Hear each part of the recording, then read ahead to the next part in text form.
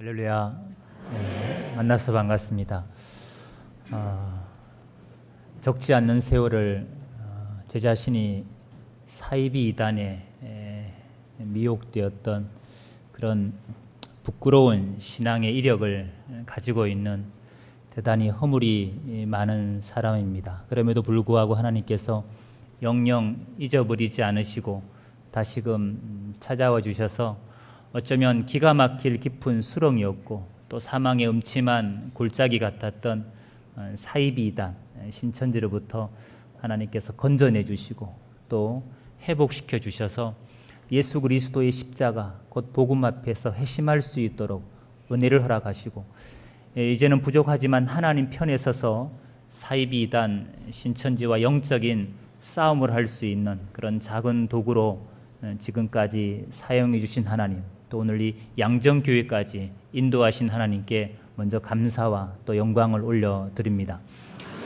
저는 원래 장로교회에서 처음 신앙생활을 시작을 했습니다. 그러다가 1993년도 7월 달에 지하철 역사 안에서 성경책을 읽고 있다가 장로교인으로 위장한 신천지인의 접근을 처음 받게 됐습니다. 성경을 마치 성경으로 해석하는 듯한 그 말씀의 짝풀이, 또 비유풀이, 또 예언서의 해석, 특별히 요한계시록의 해설, 이런데 눈이 멀고 마음이 빼앗겨서 사이비단 신천지 성경 공부를 신천지인 줄도 모르고 시작을 하게 됐습니다. 성경 공부를 하고 난 다음에 제 성경관이 180도 달라지게 됐습니다. 성경 보는 관점이 달라지니까 구원관도 달라지고 영생관도 달라지고 천국관도 다 달라지게 됐습니다. 그래서 신천지 공부를 시작한 지 한 3개월 만에 저는 완전히 신천지인으로 변질이 됐습니다. 그래서 신천지에 교족을 옮기고 거기서 이제 강의를 하고 또 교회 담임을 하면서 2006년 말까지 14년이라는 세월을 사이비단 신천지에 몸담으면서 교주 이만희의 수족이 되어서 종로로 타다가 정말 하나님의 은혜로 2006년 말에서야 신천지 교리가 비성경적이고 또 반복음적이라는 사실을 눈뜨게 됐습니다. 그래서 제가 담임하는 신천지 교인들 앞에서 양심 선언을 하고 저는 2006년 말에 신천지를 어렵게 탈퇴하게 됐습니다. 2007년도부터 개인적으로는 신천지가 사람의 영육을 피폐케 하는 집단입니다. 또 나아가서 자녀들의 학업을 포기시키게 하는 집단이고 또 부모가 자녀의 신천지 신앙을 인정해 주지 않으면 가출을 조장합니다. 그리고 부부간에도 신천지 신앙을 인정해 주지 않으면 극단적으로 이혼을 해서 가정을 파탄시키는 집단이 신천지입니다.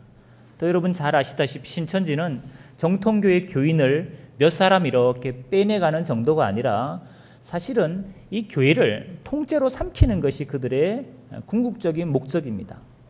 그게 소위 산옮기기 전술이죠. 정통교회를 신천지 교회인 양 통째로 삼키는 것을 산옮기기 전술이라고 합니다.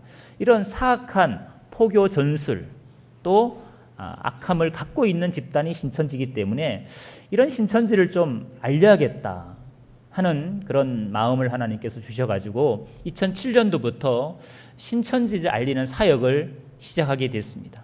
짧게는 이렇게 교회 와서 신천지가 어떤 식으로 미혹하는지 또 그들의 교리는 왜 비성경적이고 왜 반복음적인지 교리의 모순은 무엇인지 이런 것을 알리는 예방 세미나도 하고 나아가서 신천지에 미혹된 사람들을 다시금 상담을 통해서 건강한 그리스도인으로 회복시키는 치유 사역도 저희들이 부지런히 해왔습니다.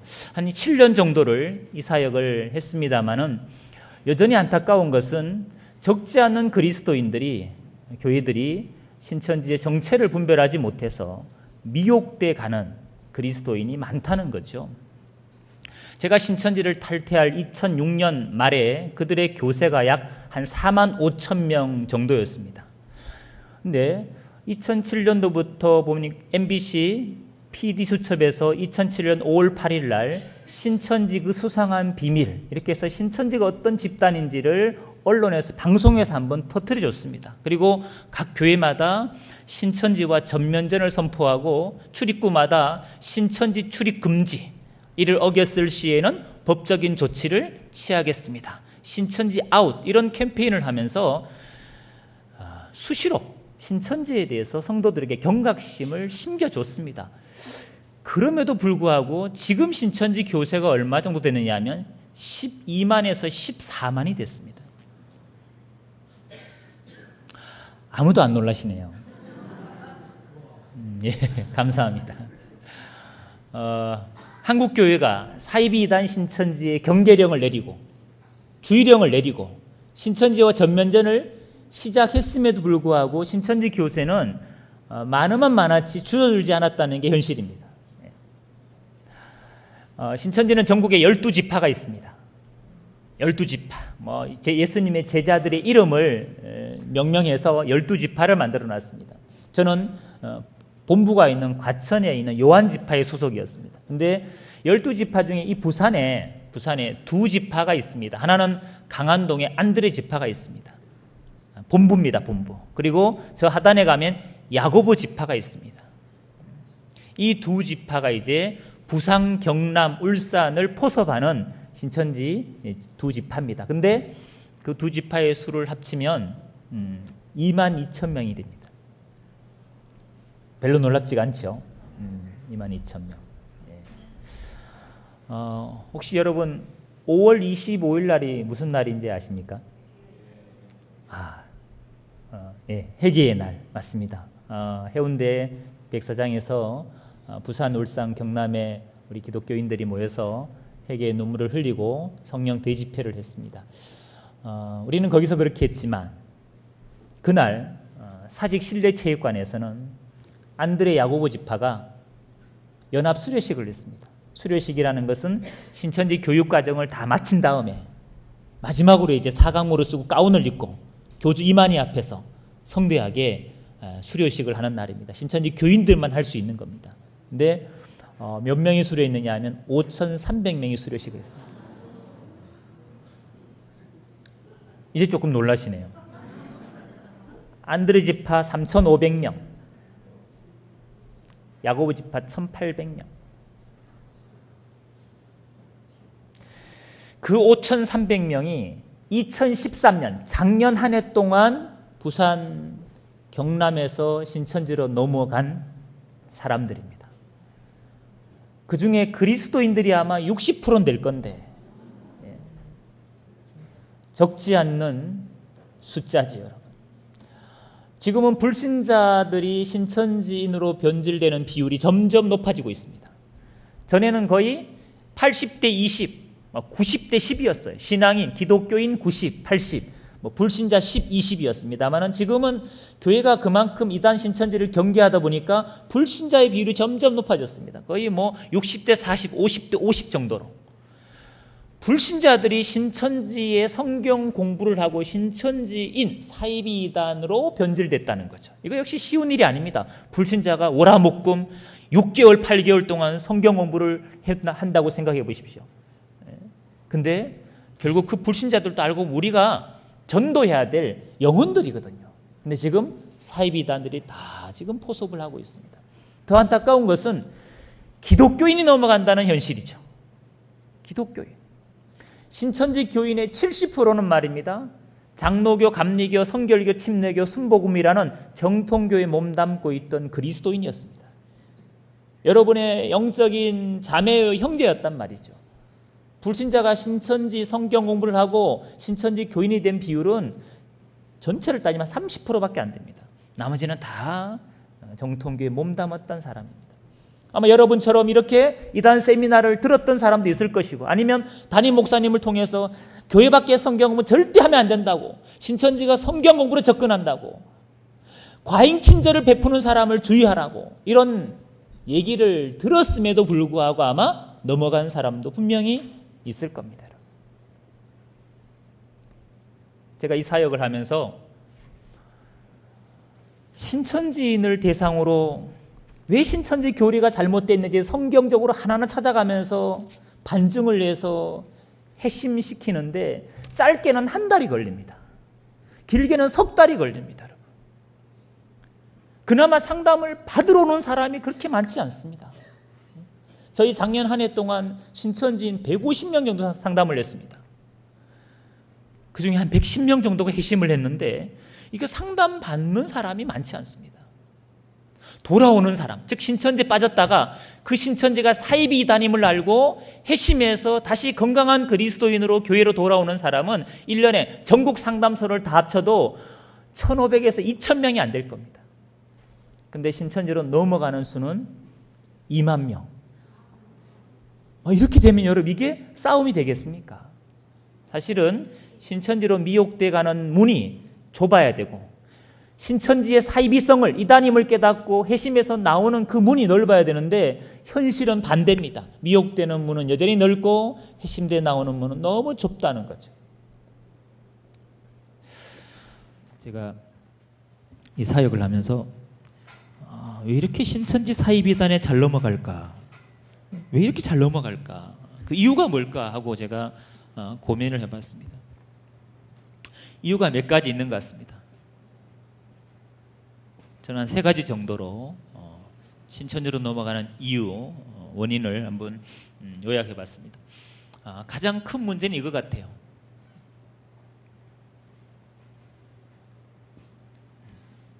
우리 그리스도인들의 사이비단에 대한 무관심, 무감각. 사이비단 신천지하고 나하고는 무관할 거라는 생각. 내 자녀는, 우리 가족은, 우리 교회는, 나는 이단으로부터 마치 안전지대에 나와 있는 것처럼 평안해 한다는 거죠. 쉽게 말씀드리면 목사님께서 여러분 신천지 이단 조심하십시오. 때가 때인 만큼 사이비단들을 경계하십시오. 이렇게 아무리 강조를 해도 그걸 듣는 그리스도인들은 이런 생각을 한다는 거죠. 목사님 걱정하지 마세요. 나는 절대로 이단 신천지 같은 데는 안 빠져요. 이런 생각을 많은 그리스도인들이 하고 있다는 거죠. 여러분 어떻습니까? 여러분 그렇게 생각 안 하셨죠? 여러분 이렇게 생각하셨습니까? 그럼? 그래, 때가 때인 만큼 깨어 있어야지. 정신 차려야지. 나도 깨어 있지 않으면, 내 자녀도 깨어 있지 않으면, 우리 교회도 깨어 있지 않으면 사이비단에 혹할 수 있어. 이렇게 생각하셨습니까? 예. 전자입니까? 후자입니까? 전자가 문제입니다. 전자가 문제입니다. 후자가 돼야죠, 그죠? 후자가. 그러니까 이단 조심하라 그러면 늘 남 얘기처럼, 남의 얘기처럼 듣는다는 거죠. 내 자녀는 모태신앙이니까, 내가 기도로 키웠으니까 절대 이단에 빠질 리가 없다고 생각하는 거예요. 절대 그렇지 않습니다. 신앙의 연수가 모태신앙, 직분이 여러분 영혼을 이단으로부터 지키는 게 아닙니다. 여러분 언제 관심을 갖느냐? 내 자녀가 빠졌을 때, 내 가족이 빠졌을 때, 그때 이제 부랴부랴 관심을 갖는 거예요. 야, 이게 남의 문제가 아니구나. 그래서 여러분 이단 문제 얘기할 때마다 삼자처럼, 객처럼 강 건너 불구경하는 식으로 바라보는 것이 무관심입니다. 빨리 우리가 생각을 바꿔야 됩니다. 내가 분별해야 되고, 내 자녀가 분별해야 되고, 우리 교회가 분별해야 되고, 이단과의 영적인 싸움은 나의 전쟁이고 우리의 전쟁이다. 이런 생각으로 여러분 생각을 좀 바꿔주시길 부탁드리겠습니다. 결국 무관심한 이유는 뭐냐? 왜 그럼 이단 얘기할 때마다 늘 남 얘기처럼 내 문제로 받아들이지 않고 남의 얘기처럼 그렇게 받아들이느냐? 그거는 성경에 대한 무지지요. 예수님의 말씀을 경히 여기는 거죠. 오늘 우리 본문을 읽었던 것이 마태복음 24장입니다. 마태복음 24장은 예수님이 감람산에 계실 때 제자들이 질문을 한 것으로부터 시작됩니다. 어느 때 이런 일이 있겠사오며, 이런 일이라는 것은 예루살렘이 돌 하나도 돌 위에 남지 않고 다 무너지는 일입니다. 이런 일이 어느 때 있겠사오며 또 주의 임하심과 세상 끝에는 무슨 징조가 있사오리까? 주의 임하심과 세상 끝에는 무슨 징조가 있사오리까? 여러분, 예수님의 첫 답변이 뭔지 아십니까? 나라와 나라, 민족이 민족을 대적하여 일어나겠고 처처의 기근과 지진이 있을 것이다. 이거는 6절 이하에 말씀하신 징조입니다. 그보다 앞서서 말씀하신 징조는 이겁니다. 예수께서 대답하여 가라사대 너희가 사람의 미혹을 받지 않도록 주의하라. 뭘 주의하라고요? 사람의 미혹을 받지 않도록 주의하라는 거예요. 사람이 미혹한다는 거예요. 여러분. 우리는 미혹하면 그저 하얀 소복 입고 머리 길게 풀어헤쳐갖고 여기 아까진기 발라가지고 공동묘지에서 나올 듯한 그런 귀신만 생각하는데 여러분 그게 아닙니다. 여러분 사람의 미혹을 주의하셔야 됩니다. 어떤 사람입니까? 5절에 보니까 많은 사람이, 한두 사람이 아니고 많은 사람이 내 이름으로 와서 이르되 나는 그리스도라 하여 많은 사람을 미혹하리라. 자기가 그리스도라는 거예요. 자칭 그리스도, 적 그리스도, 사이비 이단들이 우죽순처럼 나타나서 미혹하는 것이, 이것이 주의 임하심과 세상 끝에 있을 첫 번째 징조입니다. 11절에 예수님이 재차 강조하십니다. 거짓 선지자가 많이 일어나 많은 사람을 미혹할 것이다. 24절 우리가 오늘 읽었던 말씀입니다. 거짓 그리스도와 거짓 선지자들이 큰 표적과 기사를 보이어 할 수만 있으면 택하신 자들도 미혹하리라. 보라 내가 너희에게 미리 말하였노라. 여러분 예수님은 이미 이런 일이 있을 거라고, 많은 미혹이 택하신 자들에게, 교회들에게도 있을 거라고 미리 이렇게 다 말씀해 주셨습니다. 오늘날 이단들이 그리스도인을 미혹하고 또 교회 침투해서 교회를 통째로 삼키고 이런 사악한 일을 행할 때 이걸 이상히 여기는 사람이 있습니다. 어떻게 이럴 수 있어? 이상히 여기는 사람이 있어요. 그런가 하면 성경을 좀 아는 사람은 때가 됐구나 이렇게 분별하는 겁니다. 하나도 이상한 일이 아닙니다. 주님께서 이러한 일이 있을 거라고 말했는데 당연히 있어야죠. 우리는 지금 예수님의 약속이 때가 되어서 이루어지고 있는 거 우리가 목도하고 있는 거예요.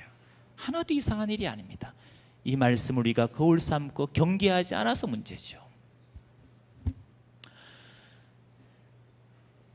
그러니까 저는 그래요. 누구보다도 미혹을 경계해야 될 사람은 누구냐? 택하신 자입니다. 누구죠? 우리죠. 우리. 교회죠. 불신자들보다 우리가 더 경계해야 돼요. 여러분. 초대교회 복음이 전해진 곳마다 항상 이단들이, 거짓 선지자들이 발언해서 복음을 변개하고 다른 복음으로 그리스도인을 미혹하고 교회를 혼란케 하는 사건들은 초대교회 안에서도 비일비재로 많이 일어났습니다. 그래서 사도들이 그 미혹을 경계하려고 서신서를 썼습니다. 서신서마다 교회 안에 여러 가지 문제가 있지만 꼭 빠지지 않고 언급되는 게 뭡니까? 바로 적 그리스도의 미혹에 관련된 사건입니다. 바울은 고린도후서에서 이런 편지를 보냅니다. 11장에 보니까 3절에 뱀이 그 간교함으로 하와를 미혹해 한 것 같이 너희 마음이 그리스도를 향하는 진실함과 깨끗함에서 떠나 부패할까 두려워하노라. 만일 누가 와서 우리가 전파하지 아니한 다른 예수를 전파하고 너희가 받지도 아니한 다른 영을 받게 하고 너희가 받지도 아니한 다른 복음을 받게 할 때는 너희가 잘도 용납하는구나. 여러분 알다시피 고린도 교회는 예수의 복음이 전파된 곳입니다. 그 예수의 복음을 받았던 사람이에요. 근데 누가 와서 다른 예수, 다른 영, 다른 복음을 전하는 거예요. 그럼 이건 다른 걸 전하는 자들은 적그리스도 거짓 선지 아닙니까? 영지주의자라는 이단이었습니다. 근데 그걸 용납하고 받아들이는 고린도 교회에 그리스도인이 있었다는 거예요. 여러분 다른 예수, 다른 복음은 초대교회에만 있었던 게 아닙니다. 오늘날 한국교회를 끊임없이 무너뜨리려 하는 다른 예수, 다른 복음이 있습니다. 그 다른 예수, 다른 복음이 한국 교회를 또 위협하는 겁니다. 지금은 우리가 덮어놓고 믿는 게 중요한 게 아니라 이제 시대가 시대인 만큼 바른 예수냐, 다른 예수냐, 바른 복음이냐, 다른 복음이냐를 분별해서 바른 걸 믿을 때가 됐습니다. 그런 지각, 그런 분별력이 없으면 이제는 미혹당할 수도 있습니다. 그런 시대를 우리가 지금 살고 있습니다. 여러분이 다른 걸 전하는 자들의 특징을 바울은 13절에 이렇게 얘기합니다. 저런 사람들은 거짓 사도고 괴율의 육군인데 자기를 그리스도의 사도로 가장하는 자들이라. 이것이 이상한 일이 아니라 사단도 자기를 광명의 천사로 가장하고 사단의 일꾼들도 나타날 때는 의의 일꾼으로 가장한다는 거예요. 초대교회만 가장해서 나타난 게 아닙니다. 오늘날도 다른 복음을 전하는 자들은 철저히 위장합니다. 포장합니다. 속이기 위해서 가장하는 거예요. 예수님 말씀을 빌리자면 이리가 양의 탈을 쓰고 나타나는 거예요. 양이 있는 곳에 들어오려고 이리가 양의 탈을 쓰는 거예요. 여러분 신천지에 빼앗긴 70%는 제가 어디 있다가 미혹된 사람이라 그랬죠? 정통교회 몸담고 있던 사람입니다. 여러분처럼 목자 되신 주님을 따르는 양떼였습니다. 양떼. 양이었어요. 근데 이 울타리를, 교회란 울타리를 어느 날 이리가 교묘하게 침투한 겁니다. 그것도 양의 탈을 쓰고, 그리고 이 안에 있는 양을 늑탈해 간 겁니다. 결국 신천지 빠져있는 70%는 교회가 잃어버린 양이고 우리가 잘 파수하지 못해서, 지키지 못해서 잃어버린 양입니다. 그 잃어버린 양을 누군가 찾아와야 될 거 아닙니까? 이건 불신자가 찾을 수 있는 영역이 아닙니다. 오직 그리스도의 사랑과 심장을 가진 사람들만이 할 수 있는 사랑이거든요. 야고보서 5장에는 이런 말씀도 있습니다. 19절에 가면 형제들아 너희 중에 미혹되어 진리를 떠난 자를, 너희 중에 미혹되어 진리를 떠난 자를 누가 돌아서게 하면, 너희가 알 것은 죄인을 미혹한 길에서 돌아서게 하는 자가 그 영혼을 사망에서 구원하며 허다한 죄를 덮을 것이니라. 불신자를 전도하는 것만 영혼 구원이 아닙니다. 형제들 가운데 미혹되어 진리를 떠난 자를 미혹된 길에서 돌이키는 것도 영혼을 사망에서 구원하는 값진 일이라고 말씀하신 겁니다. 이단에 빠진 사람 정죄하고 출교하는 건 쉽습니다. 근데 그들에게 회개할 수 있는 기회를 주고, 왜 그 교리가 다른 복음인지를 복음과 다른 복음을 객관적으로 성경 갖고 분별할 수 있도록 해서 그들을 회복시키고 치료하는 일도 우리 교회가 감당해야 될 일입니다. 여러분. 일에 여러분이 관심을 가져주시고 기도해 주시기를 부탁드리겠습니다. 가장하는 이단을 조심하라고 제가 말씀드리는 겁니다. 여러분 주변에 혹시 아는 이단 있습니까? 만나신 이단이나 알고 계신 이단 계세요? 주변에? 누구요? 하나님의 교회. 예, 하나님의 교회. 이름은 참 좋죠. 하나님의 교회. 그렇죠? 이름은 좋아요. 근데 엄밀히 말하면 이들은 안상홍 증인회입니다. 안상홍 증인회예요. 줄여서 안증회라 그럽니다. 지금은 부인이 실세죠. 장길자입니다. 그래서 저희 사역자들은 안증회 하기도 하고 길자교 이렇게도 말합니다. 여기는 어떤 곳이냐면 여기는 사실 신천지보다 훨씬 더 크지요. 여기는 100만이 넘으니까. 교세가 100만이 넘으니까 여러분. 우리나라에 들어와 있는 이단이 외국에서 유입된 이단이 있어요. 만식교나 이런 여화 증인 다 유입된 거지 않습니까? 그런가 하면 우리나라 사람이 교주가 돼서 해외로 수출한 그런 이단도 있어요. 안상홍 씨는 우리나라 사람이거든요. 교주가 된 사람이거든요. 그래서 저 외국 가면 안상홍이를 아버지 하나님이라고. 국내에서도 마찬가지죠. 안징의 사람들은 안상홍이를 아버지 하나님, 장길자를 어머니 하나님. 그래서 하나님도 아버지가 있고 어머니가 있다 이런 논리거든요. 2002년도에 한일 월드컵도 우리나라가 4강에 올라갔는데 그들 얘기예요. 안정의 자매 얘기예요. 그게 다 우리한 사관관계 다 안상홍 하나님의 그 이름 속에 그 비밀이 들어있다는 거예요. 안정환 선수가 골 넣었다는 거예요. 유상철 선수가 골 넣었다는 거예요. 홍명보 선수가 골 넣었다는 거예요. 우리가 들을 때는 이게 무슨 귀신 신하라 까먹는 소리처럼 들리잖아요. 근데 안정에 미혹된 사람들은 상식적인 이성적인 지각이 없어요. 미혹의 영에 사로잡히면 이성이 없다는 거, 상식도 없다는 거, 이게 무서운 겁니다, 여러분.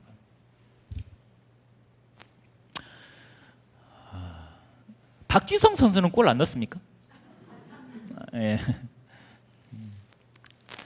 이걸 도리어 그들은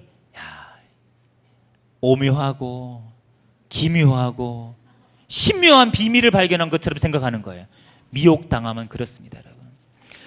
또 여러분 아는 이단 어디 있습니까?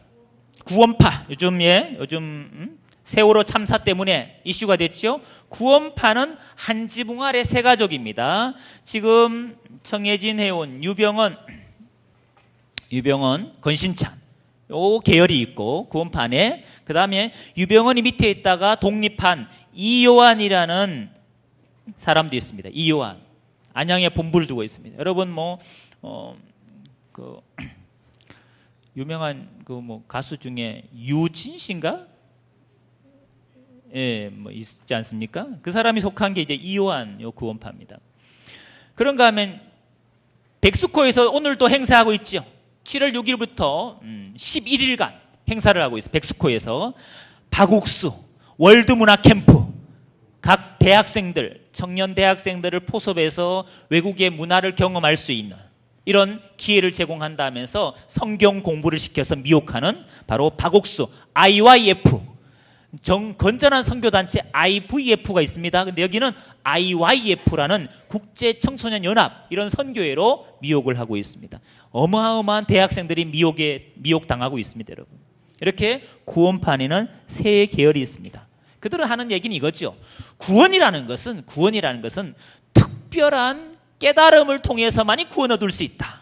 그럼 구원 얻었다는 그 깨달음이 뭐냐? 구원받은 장소가 있어야 되고, 구원받은 날짜가 있어야 되고, 구원받은 성경 구절이 있어야 되는 거예요. 여러분, 구원받은 날짜 아세요? 구원받은 장소 다 기억하세요? 구원받을 때 성경 구절 다 기억나세요? 우리는 아니잖아요. 근데 그들은 그 세 가지가 없으면 그건 구원의 확증이 없는 거예요. 이게 무서운 게 뭐냐면, 또 구원파는 한번 구원받았으면 무슨 짓을 해도 구원의 영향을 받지 않는 거예요. 무슨 짓을 해도 그게 죄가 아닌 거예요. 여러분, 우리는 세월호 참사를 보면서 이렇게 생각합니다.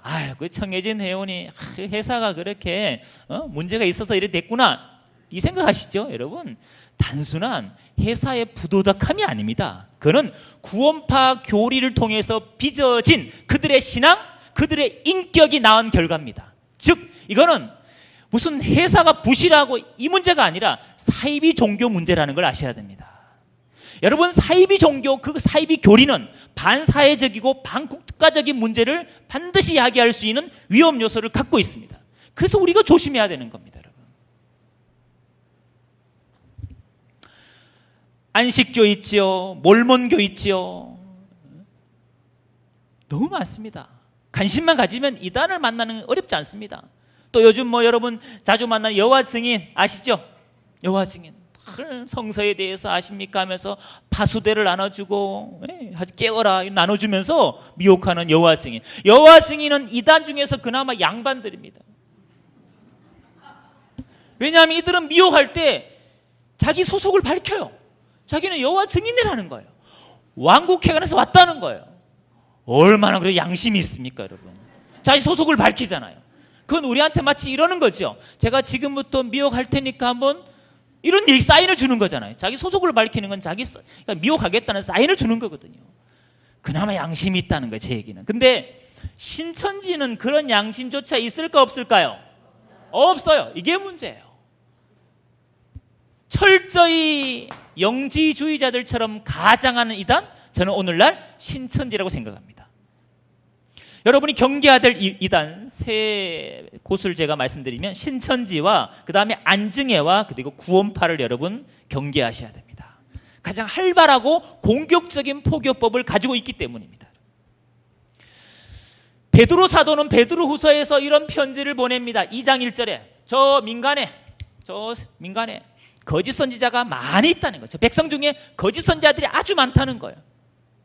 문제는 너희 중에도 거짓 선생이 있어서 멸망케 할 이단을 가만히 끌어들여 자기들을 사신 주를 부인하게 하고 임박한 멸망을 스스로 취한다는 거예요. 여러분, 베드로 사도의 말은 뭡니까? 거짓 선지자, 이단들이 밖에만 있다는 거예요? 너희 중에도 있다는 거예요? 교회 안에도 있다는 겁니다. 여러분, 신천지는 밖에만 있습니까? 안에도 들어와 있습니까? 안에 들어오기도 하지만 안에 있던 사람이 미혹당해서 그냥 그 안에 심겨놓는 거예요. 원래 그 교회 사람이었으니까. 근데 미혹시켜서 그냥 그 안에 심겨놓는 거예요. 여러분, 신천지는 밖에만 있지 않습니다. 안에도 있습니다. 그래서 우리가 안도 밖도 경계해야 되는 거예요. 여기는 없다. 그런 생각 자체를 하시면 안 됩니다, 여러분.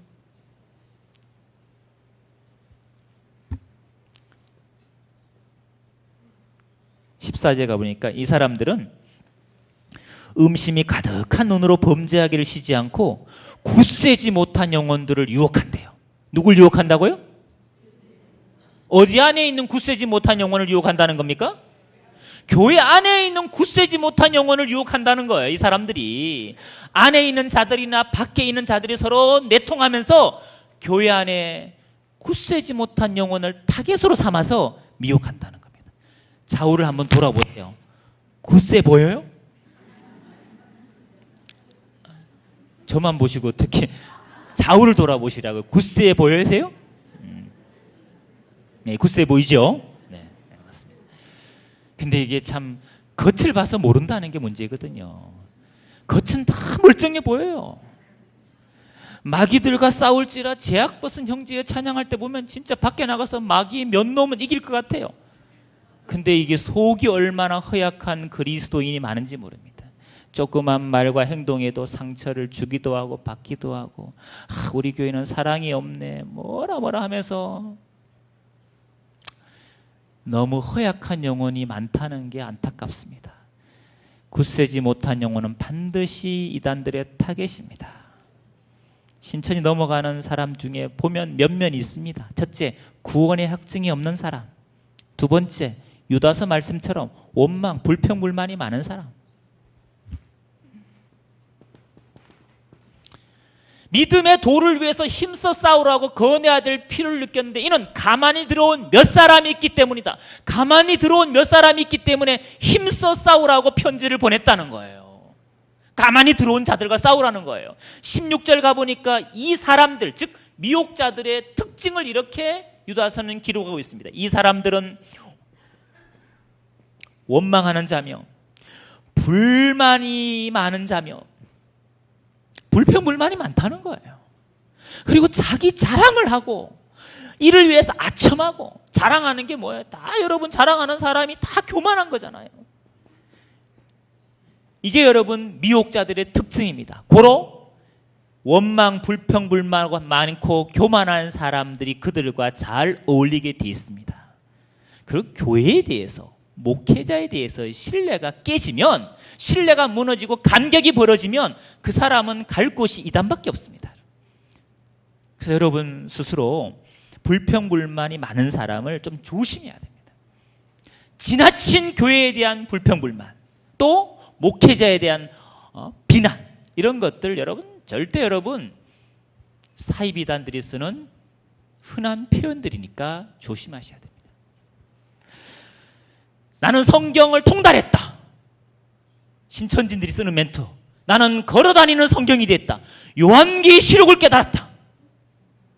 계시록이 너무 재미있다. 재미있을 수는 있죠. 대부분이 어렵게 생각하는 자기는 너무 재미있다는 거예요. 뭐 그럴 수도 있겠지만 이게 영향을 받아서 그럴 수도 있다고 제가 말씀드리는 거예요. 자, 저는 사실 제 개인적으로 제가 건강한 신앙생활을 유지하기 위해서 멀리하는 게 있습니다. 제 스스로. 원불교를 멀리합니다. 원망, 불만, 교만, 앞잠다 원불교를 멀리하는 것만 잘해도 우리가 은혜 아래서 건강하게 신앙할 수 있습니다. 예. 하여튼 구원의 확신이 없고 원불교가 많은 사람은 이단에 잘 넘어갑니다. 그래서 구원의 확증을 가지셔야 되고 또 건강한 신앙을 잘 유지하셔야 됩니다. 여러분, 초대교회는 끊임없이 편지를 써서 이단을 경계했습니까? 안 했습니까? 그럼 오늘날 교회도 초대교회만큼이라도 경계해야죠, 이단을. 예수님이 사람의 미혹을 주의하라 그랬으면 나는 안 넘어갈 거라는 이런 안이함보다는 조심해야죠. 주의해야죠. 그게 지혜로운 사람이고 말씀에 깨어있는 사람입니다. 자, 여러분 저를 따라 한번 크게 복창해 주시면 감사하겠습니다. 크게 복창한다고 거룩성이 깨지는 거 아니죠? 예. 자, 나도 성령 안에서 말씀과 기도로 깨어있지 아니하면 사이비 이단에 혹할 수 있다. 이런 사람 치고 사이비 이단에 쉽게 넘어가는 사람 없습니다. 나도 깨어있지 않으면, 내 자녀도 깨어있지 않으면, 우리 교회도 깨어있지 않으면 혹할 수 있다. 이런 마음으로 바꿔주시기를 부탁을 드리겠습니다. 두 번째, 사이비단 신천지에 잘 넘어가는 이유는 신천지가 쓰고 있는 포교법에 대해서 너무 두리뭉실하게 안다는 거죠. 알긴 알아요. 근데 너무 두리뭉실하게 아는 거예요. 좀 더 정확하고 명확하게 디테일하게 알아야 되는데 그래서 분별이 안 되는 경우가 많거든요. 이들의 포교법이 의외로 아주 간교하고 치밀하거든요. 세 번째, 잘 넘어가는 이유는 신천지가 쓰는 미혹교리에 대한 분별력이 없기 때문입니다. 미혹교리에 대해서 분별이 안 되는 거죠. 소위 말하는 신천지식의 성경 공부가 잘 분별이 안 되는 거예요. 또 이런 분이 계셔요. 제가 볼 땐 교만한 거죠.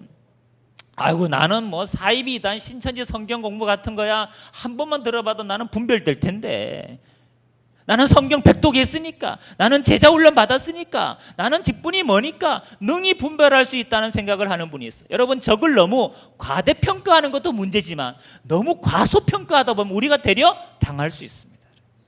여러분, 신천지식의 성경 공부가 분별하기 그렇게 만만치 않습니다, 여러분. 물론 신천지라는 걸 드러내놓고 가르친다면 누가 넘어가겠습니까? 그렇지 않습니다. 철저히 숨기고 아주 성경을 찾아가면서 논리적으로 이치에 맞게 체계적으로 해석해 가면 거기 논리에, 그 체계에, 그 성경 구절에 분별이 안 돼서 혹하는 사람이 많습니다. 그래서 어떤 분이 이런 분 있잖아요. 신천지인 줄 알고 만났는데 들어보니까 너무 성경적이어서 미혹됐다 이러잖아요. 그런 분이 계세요. 아내가 신천지 빠졌어요. 남편이 알았어요. 신천지 빠진 걸. 이만희 씨 그 사입이 막 다 알아요. 근데 부인이 제안한 거예요. 당신이 나보다 성경도 많이 읽었고 직분도 먼저 받았고 세례도 먼저 받았으니까 당신이 그냥 신천지를 이단이라 핍박하지 말고 와서 한번 성경 공부를 들어보고 성경적으로 뭐가 잘못됐는지를 나한테 얘기해 주면 내가 신천지를 안 가겠다고 제안한 거예요. 그 남편이 그 얘기를 듣고 그래서 그래, 잘됐다. 내가 가서 분별해 줄게. 당신을 내가 빼내야지. 이런 마음으로 싸우러 갔다가 장렬히 전사한 거 아닙니까? 도리어 자기가 공부에 지각이 망가져서 그걸 인정하게 된 거예요, 여러분.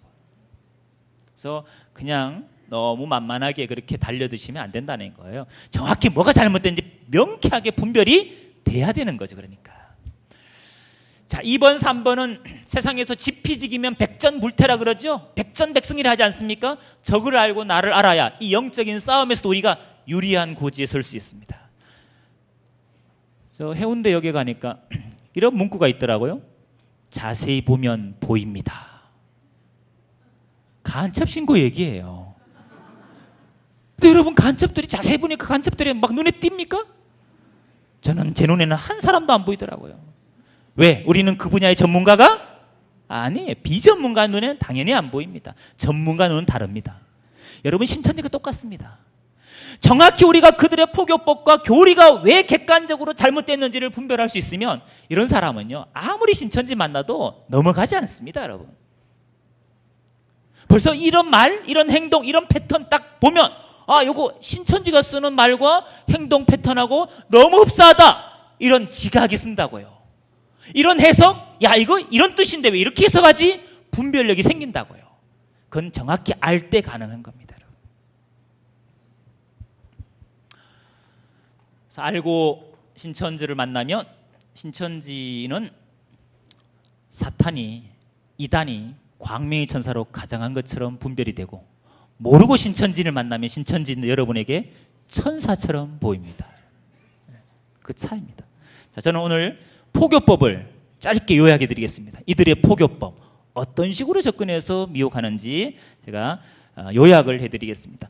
제가 드리는 이 포교법은, 말씀드리는 포교법은 큰 그림을 제가 그려드리는 겁니다. 디테일한 것은 다 말씀드리기 한계가 있습니다. 그래서 큰 그림을 제가 그려드리겠습니다. 자, 제일 먼저 신천지가 여러분을 포섭할 때 제일 먼저 하는 일입니다. 요 5단계만 좀 기억해 두시기를 부탁드리겠습니다.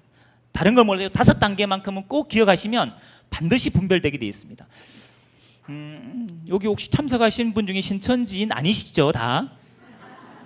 그렇죠. 신천지인은 이 강의 들어도 신천지인이니까 이건 아무 의미가 없습니다. 그들에게. 단지 신천지인이 아니신 분들이 이 강의를 듣고 신천지에 미혹이 됐다. 이 강의를 듣고 미혹됐으면 제가 강의를 잘 못한 겁니다.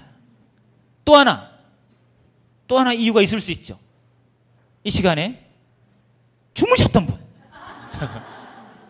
집중하지 못하고 주무신 분이 기억날 리가 없잖아요.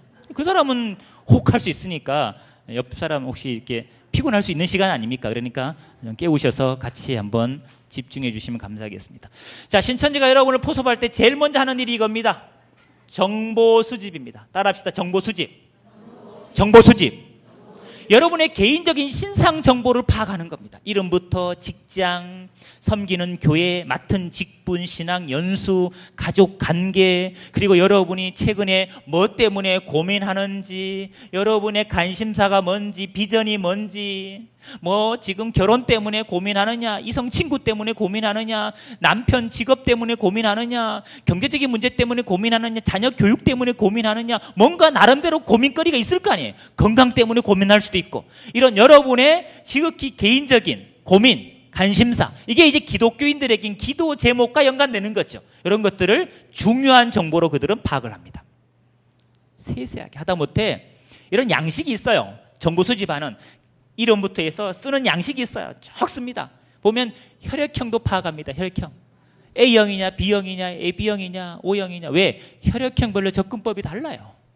던지는 멘트가 달라요. 그들이 심리검사, 기질검사하는 이유가 있어요. MBTI 왜 하느냐? 다 이유가 있어요. 그 기질에 따라서 머리형이냐 가슴형이냐 장형이냐 그 유형에 따라 접근법이 다 다릅니다. 여러분. 그래서 정보를 아주 디테일하게 파악하는 겁니다. 밑에 가면 이런 게 있습니다. 알고 기준표. 그들이 봤을 때 우리를 알고 기준표에 의해서 체크하는 거예요. 점수를 매기는 거예요. 신성, 인성, 환경. 이 사람은 매일 주일 예배를 드리느냐, 가끔 빠져먹느냐, 성경을 매일 읽느냐, 가끔 읽느냐, 수요예배, 금요 기도, 이런 걸 다 점수를 매겨요. 그래서 80점 이상은 A급, 60점에서 8점 B급, 그 다음에 C급, 이렇게 급수를 나눠서 A급부터 포섭하는 거예요. 여러분 혹시 누군가를 전도할 때 막 이렇게 합니까? 안 하죠, 우리는요. 근데 이들은 미혹할 때 이렇게 상세한 정보를 파악을 합니다. 자, 이렇게 정보를 파악하는 방법은 너무 다양해서 몇 가지로 축소할 수가 없습니다. 신천지인들은 기독교 서점에 가도 그냥 안 있습니다. 기독교 서점에는 누구만 올까요? 교인만 오잖아요. 그래서 집사님, 제가 핸드폰을 잃어버렸어요. 죄송하지만 핸드폰을 좀 빌려주세요. 우리 빌려줘 안 빌려줘요? 빌려주죠. 거기다가 하는 거예요. 누구가 받아. 막 통화를 해. 찾아달라고 만나자고 해서 찾았다는 거예요. 거기에 누구 번호가 찍힐까요? 내 번호가 여러분 번호가 찍히는 거죠. 나중에 핸드폰 찾았다고 고맙다고 커피 한 잔 살 테니까 만나달라고 이러는 거예요. 별 방법이 다 있다고 제가 말씀드리는 거예요. 여러분 식기도 하고 뭐 신앙 서적 보고 이런 사람들 다 기독교인이잖아요. 또 넘어질 때마다 주여 찾는 사람 다 기독교인이잖아요. 신천지인들은 그런 사람이 있으면 그냥 지나가는 게 아니라 반드시 서면 근처에서 그런 사람이 있으면 접근해서 연락처를 얻기 위해서 이 사람과 이 연결고리를 만들기 위해서 접근해서 멘트를 던집니다. 많이 쓰는 게 설문조사였죠. 설문조사. 다양한 성격 유형검사, MBTI, 애니어그램, 도형 그리기, 내적 치유, 미술 심리치료, 디스크. 신천지가 안 쓰는 설문지가 없습니다, 여러분. 서면 근처 어디에서 함부로 여러분 도형 그리기, 심리검사 하시면 안 돼요, 여러분. 뭐 자녀 심리 하지 마세요, 여러분. 또 재능 기부해달라고. 재능 기부. 재능 기부. 사랑의 열매, 사회복지 공동 모금에 함께 자기들이 봉사단체가 있는데 거기서 뭐 재능 기부를 받고 뭐 봉사자를 모집한다는 거예요. 여러분 다 신천지인들이 쓰고 있는 설문지입니다. 함부로 하시면. 문화센터. 여기 보면 풀립문화센터. 풀립문화센터. 신천지가 만든 문화센터가 곳곳에 있습니다. 문현동에 LG 베스트샵 옆에 다 있어요. 거기 보면. 그 신천지인들이 만든 문화센터에 가면 프로그램이 얼마나 다양한지 모릅니다. 이런 프로그램이 있습니다. 장구춤, 북춤, 학춤, 고전무용. 웬만한 문화센터 이런 거 없어요. 근데 다 그런 걸 갖춰놓고 그 사람의 심리, 그 사람이 원하는 것에 맞춰서 그들이 포섭을 합니다. 안 쓰는 방법이 없습니다. 어학. 대학가, 특별히 대학가는 동아리들, 영어 동아리, 무슨 봉사 동아리, 절대 함부로 하시면 안 됩니다. 아이들, 고아원 아이들에게 사랑의 편지를 써달라. 이 봉사자를 모집해요. 고아원 아이들의 사랑의 편지를 써달라는 거예요. 여러분 다 신천지가 쓰는 수법들입니다.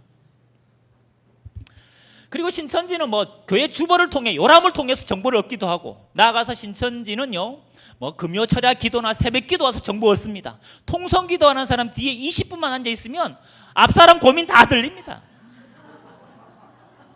그들에게 정보 수집은요 다양합니다, 여러분. 근데 가장 많이 쓰는 정보 수집 방법은 이겁니다. 자, 신천지 한 사람이 미혹됐어요. 미혹됐으면 이 한 사람을 앉혀놓고 뭐 하느냐, 이 사람이 알고 있는 모든 지인들, 단 기독교인부터 그들의 개인 신상 정보를 파악하는 겁니다. 그럼 미혹된 사람이 누구 정보부터 신천지 넘겨줄까요?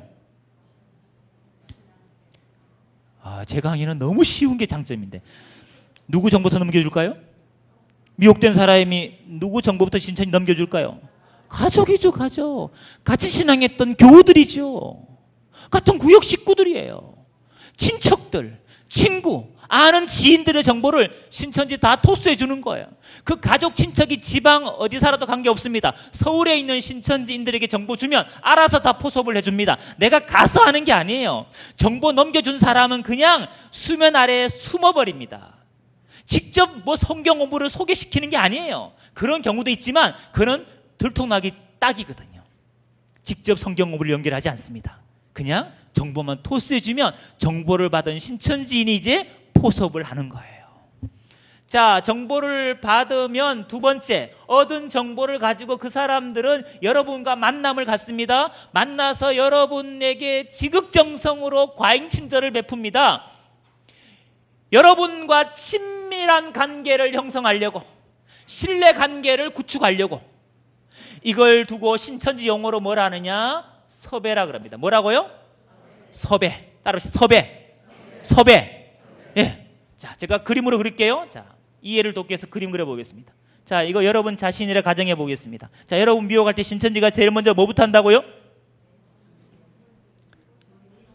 2분 전에 말씀드렸습니다. 정보 수집. 누굴 통해 정보 얻었다고요? 여러분 아는 가족, 친척, 교우, 여러분 아는 사람이 여러분의 정보를 넘겨주는 겁니다. 이거 잊어버리지 마세요. 사실 오늘 저녁에 여러분이 신천지에 미혹될 리가 없어요. 오늘은 이 강의를 듣고 나면 오늘만큼은 신천지에 대한 면역력이 충만해져요. 근데 문제는 내일이 걱정이죠. 모레가 걱정이에요. 자고 일어나면 기억하는 게 없어요. 사실은 내일도 오늘처럼 경계하고 1년 후에도 10년 후에도 오늘처럼만 경계하면 여러분 이단에 안 빠집니다. 우리는 시간이 지나가면 면역력이 급속도로 떨어지는 게 문제예요. 자, 5분 전에 말한 것도 잘 기억이 안 나잖아요. 자, 여러분을 미혹하기 위해서 신천지인들은 자기들을 자칭 추수꾼이라 그럽니다. 근데 한 사람을 미혹하기 위해서 그들은 기본적으로 팀을 만듭니다. 최소 3명에서 7명이 팀이 됩니다. 그들은 이 사람의 개인적인 정보를 갖다 놓고 뭐 하느냐, 이 사람을 어떤 컨셉으로 포섭할 건지, 어디서 만나서 어떤 컨셉으로 포섭할 건지 미리 작전을 다 짭니다. 계획을 다 짭니다. 이 사람의 동선을 다 파악하고 있으니까 계획을 짤 수 있는 거예요. 그래서 A라는 사람은 캠퍼스 안에서, 도서관에서 우연히 만난 것처럼, B라는 사람은 식당에서, 커피숍에서, 길을 가다가, 문화센터에서, 스포츠센터에서 우연을 가장한 의도적이고 계획적인 만남을 갖는 겁니다. 무슨 만남요? 우연을 가장한 계획적인 만남. 이 단어를 꼭 기억하십시오. 그저 나만 우연이라니까요. 나만. 근데 우리 신앙인들은 길에서 누굴 만나면 우연이라 생각하십니까? 하나님이 계획하시고 섭리하시고 뜻하셨다 생각합니까? 왜 이러세요? 평소에도 늘 그 생각하시잖아요. 이게 우연이 아니라고. 하나님의 뜻, 계획, 섭리라고. 우리의 이런 생각을 적이 알까요? 모를까요?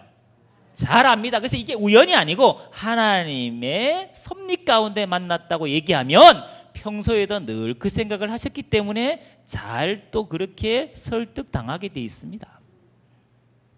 자, 여러분이 저 카페베네 2층이나 스타벅스 2층이나 엔젤리너스 커피숍 2층이나 롯데리아 버거킹 2층에서 커피를 마시고 있다 가정합시다. 하여튼 2층은 조심하세요. 2층 가보면 이상한 사람들이 있어요. 거짓말이 아닙니다. 경성대 옆에 이상한 2층 가면 이상한 사람이 있어요. 다 신천지인들이에요, 여러분. 커피 마시고 누가 왔어요, 여러분? 다가와서 이렇게 말했다 합시다. 죄송하지만, 초면에 죄송하지만 혹시 교회 다니십니까? 물으면 여러분 어떻게 대답하시죠? 예, 다닌다 그러죠. 어느 교회 섬기십니까? 양정교회 섬깁니다. 실례지만 직분이 뭡니까? 뭐라 그러면 그들이 이렇게 얘기합니다. 아, 역시 그러셨군요. 그럼 뭐가요? 물어보겠죠? 자기 간증을 합니다. 자기가 10년 전에 복음병원에서, 백병원에서 췌장암 선고를 받았는데 6개월밖에 못 산다는 사형 선고를 받았다는 거예요. 너무 억울해서 교회 가서 기도하는데 하나님께서 40일 금식 기도하라는 감동을 주셨다는 거예요. 그래서 그날부로 40일 금식 기도 작정하고 기도 놀라 갈매산 기도원 가서 40일 금식 기도 했는데 금식 30일 만에 성령의 불을 받고 췌장암이 깨끗하게 고침받았다는 거예요. 그때 하나님께서 자기 특별히 은사를 선물로 주셨는데 예언의 은사와 투시의 은사를 주셨다는 거예요. 그때부터 주의 종이 되기로 작정하고 신학을 하고 지금 선교사가 되고 전도사가 됐다는 거예요.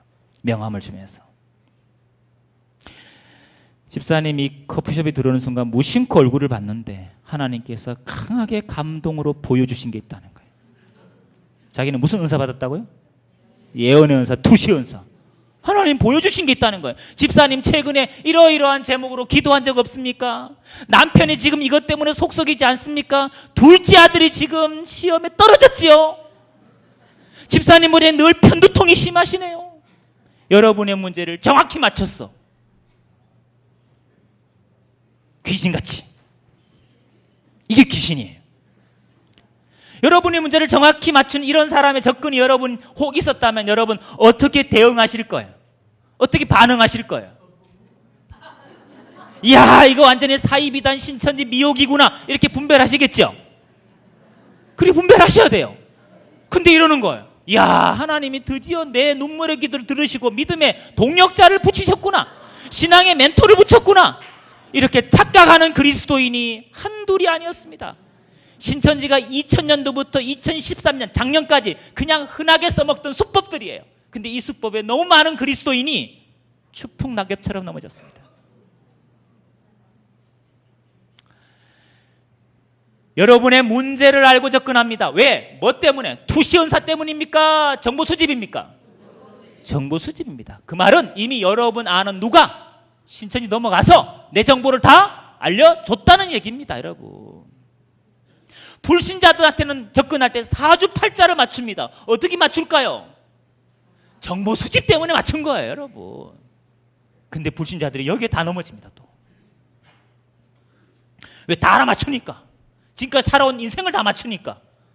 그러면서 성경 공부 안 하면 단명할 거라는 단명. 두려움까지 심어주면서 성경 공부하라는 거예요. 웬만한 사람 또 걸립니다. 자, 이렇게 해서 여러분과 친분 형성한 다음에 둘이 이제 친해지면 뭐 꿈 이야기도 합니다. 뭐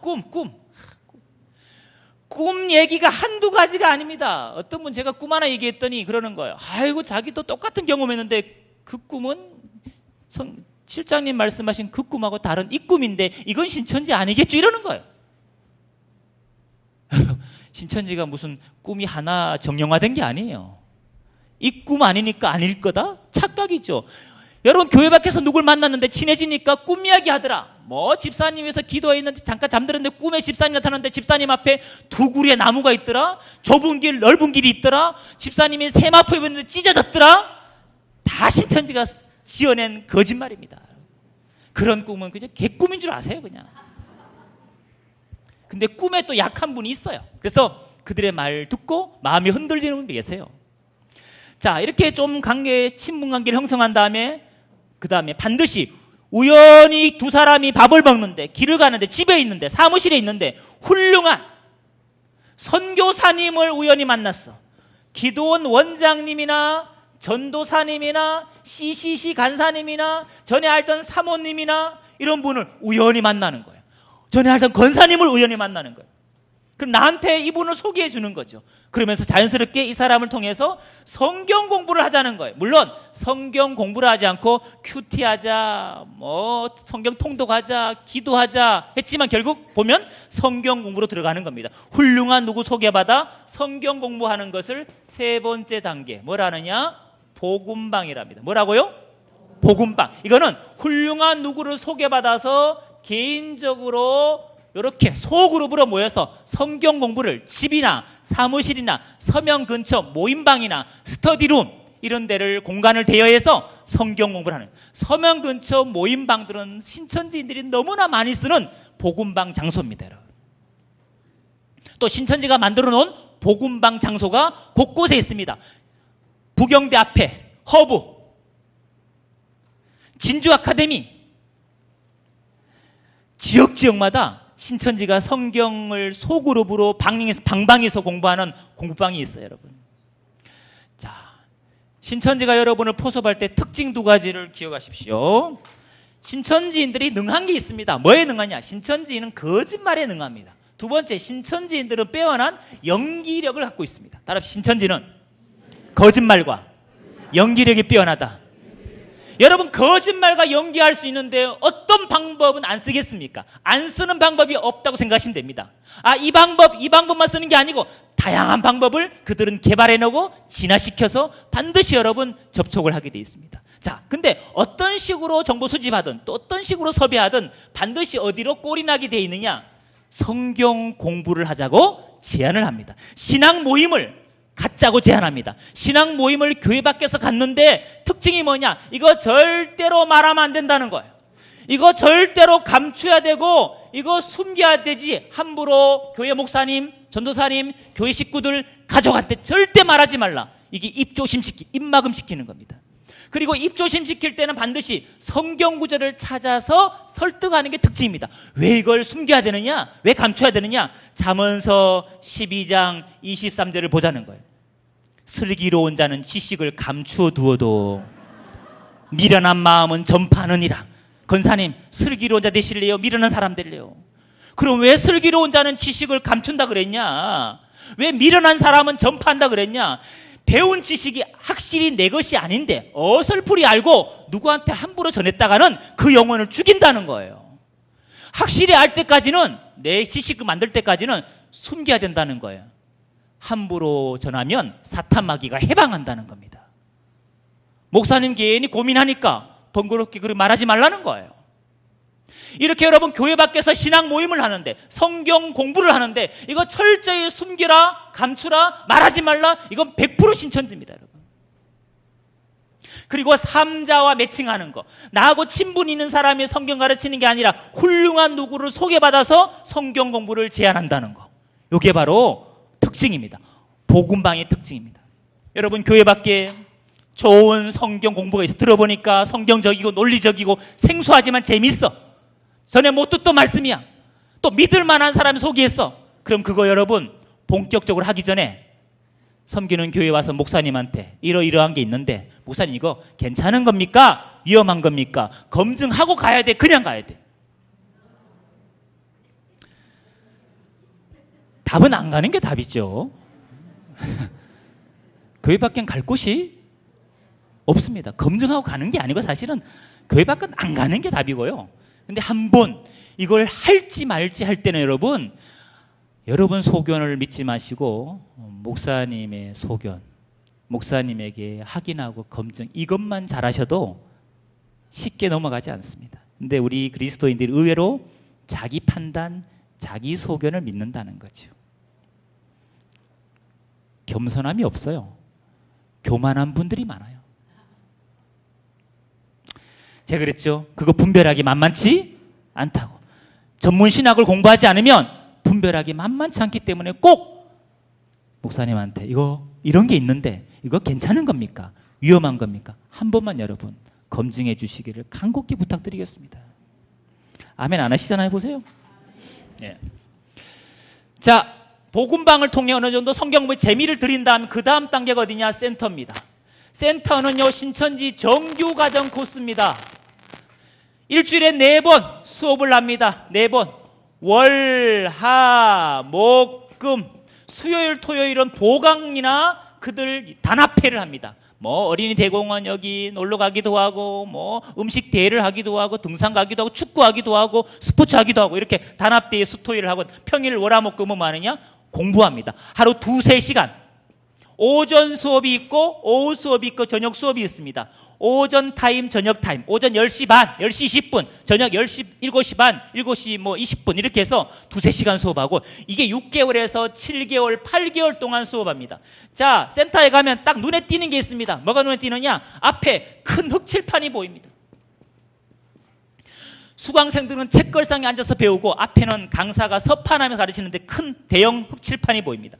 성경을 보는데 반드시 개역 한글을 유독 강조합니다. 개역 개정 못 보게 하고 개역 한글을 보게 하고 주석은 절대로 인학이니까 보지 말라 그럽니다. 주석 해설이 달린 거 못 보게 합니다. 그리고 분반 모임을 합니다. 요게 이제 특징입니다. 복음마의 센터 나갈 때 뭘 보느냐? 넘어가기 전에 면접을 봅니다. 이 센터는 아무나 가는 게 아니라 자격을 갖춘 사람만이 받아주는 곳이니까 면접을 잘 통과해야 된다는 거예요.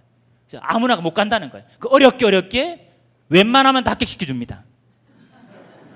어려운데 떨어진 사람이 없어요. 다 합격돼요. 합격되면 원서를 쓰고 사진을 제출하고 주민등록증을 카피해서 제출하는 게 특징입니다. 그러고 난 다음에 이제 센터 가서 정규과정을 공부하는 거예요. 이 센터와 똑같은 역할이 뭐냐? 위장교회입니다. 위장교회. 대한예수교 장로회 새물결교회, 대한예수교 장로회 하늘샘교회, 서면성당 옆에 맑은샘교회, 행복한 우리교회, 우리들의 서면교회, 뭐 이런 정통교회 간판을 걸어놓고 하는 게 바로 위장교회입니다. 정통교회가 아닙니다. 신천지교회입니다. 이런 센터나 위장교회가 부산 지역에 40군데가 넘습니다. 진구에만 여러분 10군데가 있습니다. 여러분 절대 여러분 함부로 교회 밖에서 공부하는 거 아닙니다. 여기서 이제 완전히 신천진으로 변질된 다음에 수료식을 합니다. 수료 조건이 있습니다. 반드시 한 사람을 미혹해야 되고 시험을 봐서 90점 이상을 맞아야 됩니다. 한 사람을 미혹해야 수료할 수 있습니다. 여러분 5,300명이 수료했다는 건 이미 그 사람들이 5,300명을 인도해 놨다는 얘기입니다. 여러분 인도해 놔야 수료할 수 있습니다. 그리고 가는 것이 신천지 교회입니다. 이제 수료하면 아이디카드가 나오고 지문인식을 할 수 있습니다. 신천지는 아이디카드를 대야 지문인식을 해야 신천지 교회 문이 열립니다. 그래야 그들식의 예배를 볼 수 있습니다. 이게 이제 신천지 넘어가는 5단계입니다. 자, 한 번만 같이 읽고 마치겠습니다. 정보수집, 섭외, 복음방, 센터 위장교회, 교회. 여러분 이 큰 그림을 꼭 기억하십시오. 누가 나한테 잘한다, 나하고 친해지려 한다, 뭐 내 자녀 문제 알고 있어서 독서지도 연결했다. 여러분 이런 나하고 개인적으로 친해지려 하면 혹시라는 생각을 하시고 또 누구를 소개받아서 성경 공부를 제안받았는데 비밀 지키라 했다, 말하지 말라 했다, 삼자 매칭했다. 이거는 여러분 100% 신천지 복음방입니다. 이건 물증입니다. 심증이 아니에요. 근데 혹시 하는 사람만이 역시 분별하지, 혹시란 지각이 없으면 아무리 이렇게 비밀 지키라 그래도 분별이 안 돼요.